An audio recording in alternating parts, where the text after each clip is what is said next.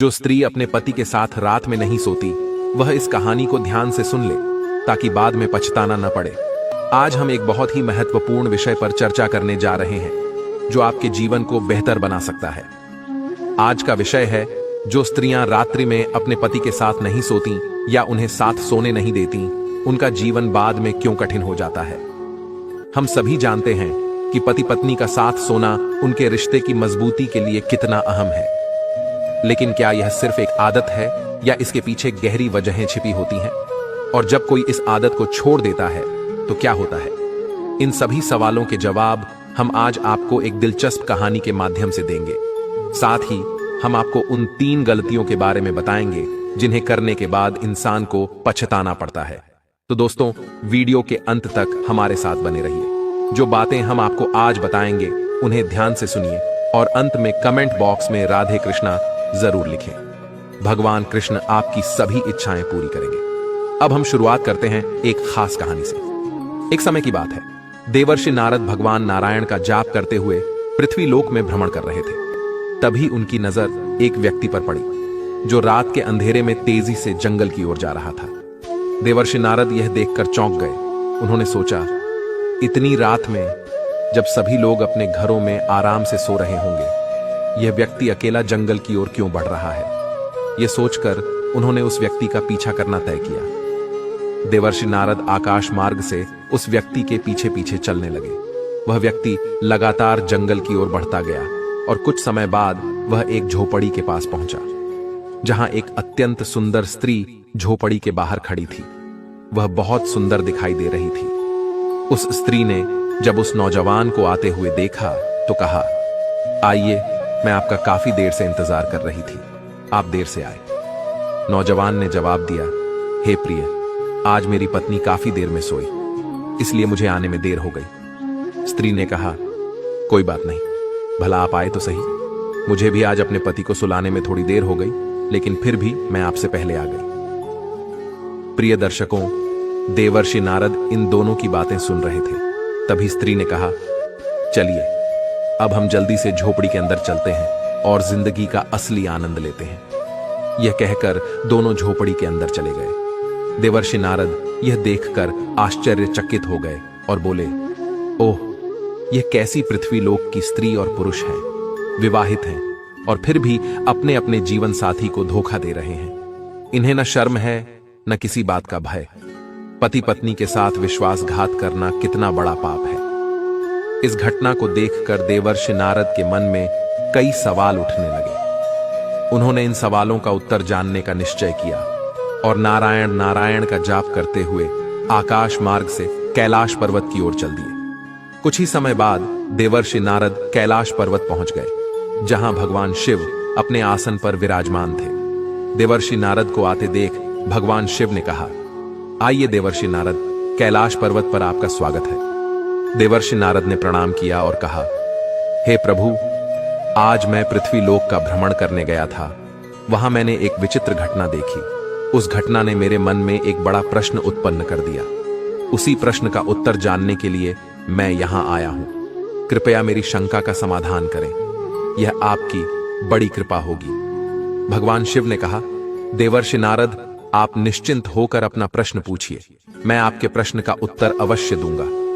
भगवान शिव के ऐसा कहने पर देवर्षि नारद ने कहा, हे प्रभु, मैं जानना चाहता हूं कि कुछ स्त्रियां अपने पति के साथ सोती क्यों नहीं हैं और न ही उन्हें नजदीक आने देती हैं। इसके अलावा मैं यह भी जानना चाहता हूं कि मनुष्य जीवन में कौन सी 3 गलतियां कर बैठता है जिनका परिणाम उसे बाद में भुगतना ही पड़ता है, जिसके बाद मनुष्य को जीवन भर पछताना पड़ता है। लेकिन जो लोग ये गलतियां नहीं करते, उनका जीवन हमेशा खुशहाल बना रहता है। अब सवाल यह है कि मनुष्य को अपने जीवन में कौन से 3 काम कभी नहीं करने चाहिए। दोस्तों, भगवान शिव ने देवर्षि नारद से कहा, हे देवर्षि नारद, तुमने बहुत अच्छा और महत्वपूर्ण प्रश्न पूछा है।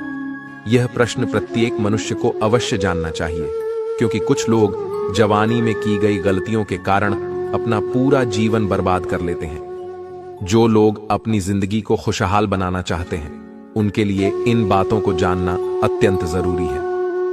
भगवान शिव ने कहा, अब मैं तुम्हें एक बहुत ही महत्वपूर्ण और ज्ञानवर्धक कहानी सुनाने जा रहा हूं। इस कहानी को ध्यानपूर्वक सुनो। भगवान शिव के इतना कहते ही देवर्षि नारद ने कहा, हे प्रभु, कृपया इस कहानी को तुरंत शुरू करें। मैं आपको वचन देता हूं कि इसे शुरू से अंत तक ध्यान से सुनूंगा और इसे समस्त लोकों में जाकर सुनाऊंगा। इसके बाद भगवान शिव ने कहानी शुरू की और कहा, पूर्वकाल की बात है। एक नगर में एक किसान रहता था। वह बहुत साधारण जीवन जीता था, लेकिन काफी धनी था।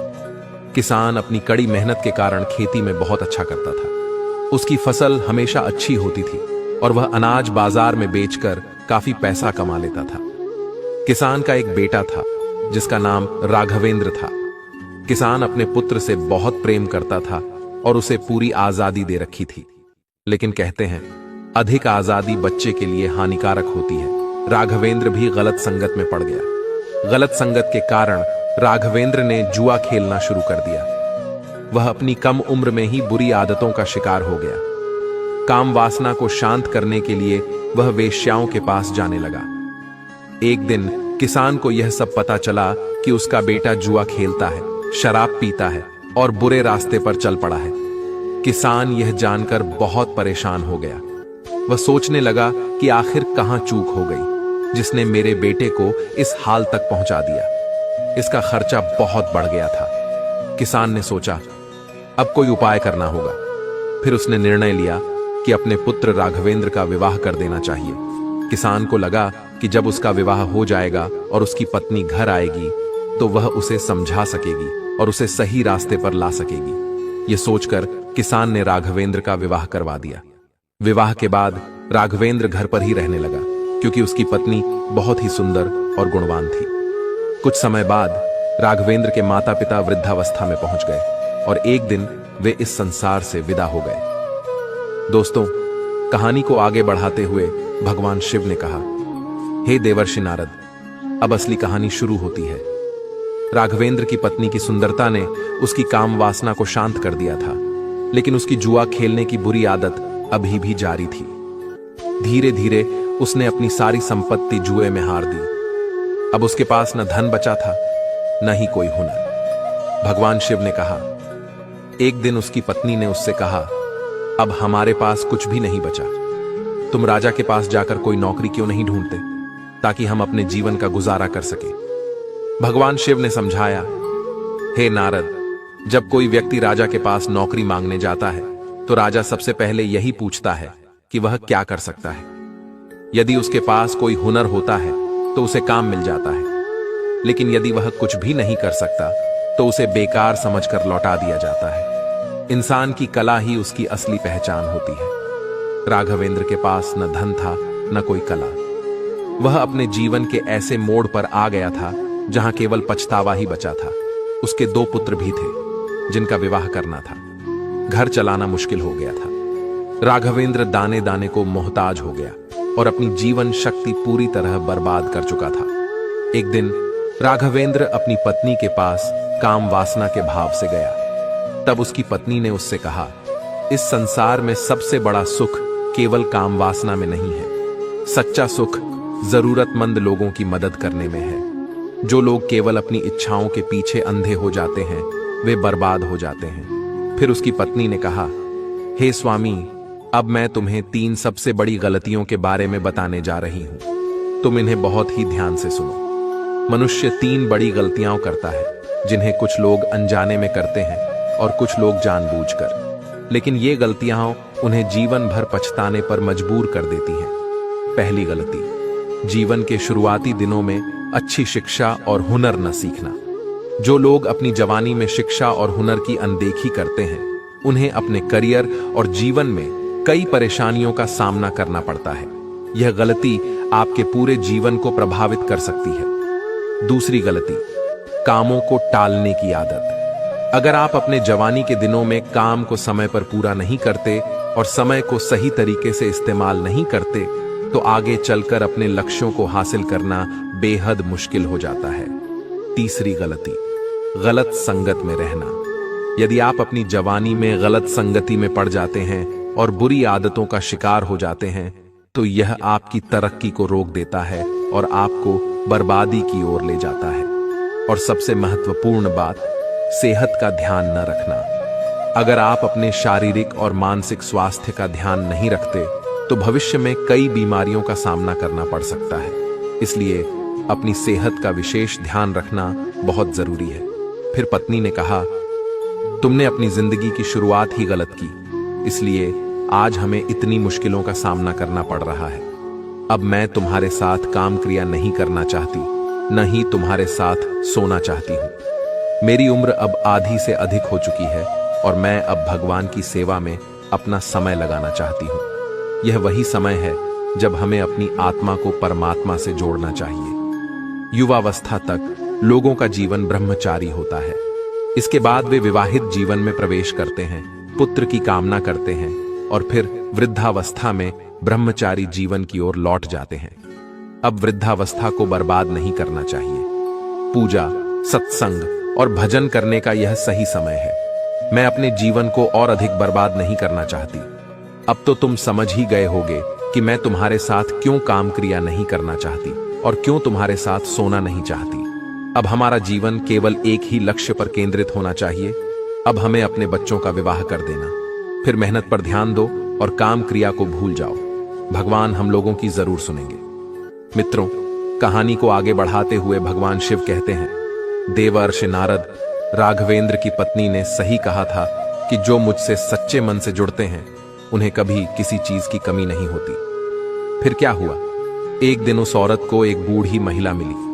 वह महिला अपना सारा धन और संपत्ति राघवेंद्र के परिवार को सौंप देती है और कहती है, मेरे पास कोई अपना नहीं है, मुझे बस 2 वक्त की रोटी चाहिए। वह बूढ़ी महिला राघवेंद्र के घर में रहने लगी। राघवेंद्र ने अपने दोनों बेटों का विवाह भी कर दिया और परिवार में हंसी खुशी का माहौल बन गया। भगवान शिव कहते हैं, देव आशि नारद, उस बूढ़ी महिला के धन से राघवेंद्र के परिवार की हालत तो सुधर गई, लेकिन राघवेंद्र का स्वभाव अभी भी बदल नहीं पाया। वह गलत मार्ग पर जाने लगा। उसकी पत्नी ने उसके साथ सोने और काम क्रिया करने से मना कर दिया। यही वजह थी कि राघवेंद्र ने बाहर किसी और महिला के साथ संबंध बनाना शुरू कर दिया। रात्रि में जब उसकी पत्नी सो जाती तो राघवेंद्र गांव के बाहर एक झोपड़ी में जाकर दूसरी महिला के साथ अपनी काम वासना को शांत करता। भगवान शिव कहते हैं, देवराशि नारद, मेरा यह कहना है कि स्त्रियों को यह बात ध्यान में रखनी चाहिए कि अपने पति का पूरा त्याग करना उचित नहीं होता है। जैसे राघवेंद्र की पत्नी ने किया, वैसा नहीं होना चाहिए। एकदम से अपने पति के साथ सोना और काम क्रिया बंद कर देना पति को गलत राह पर ले जा सकता है।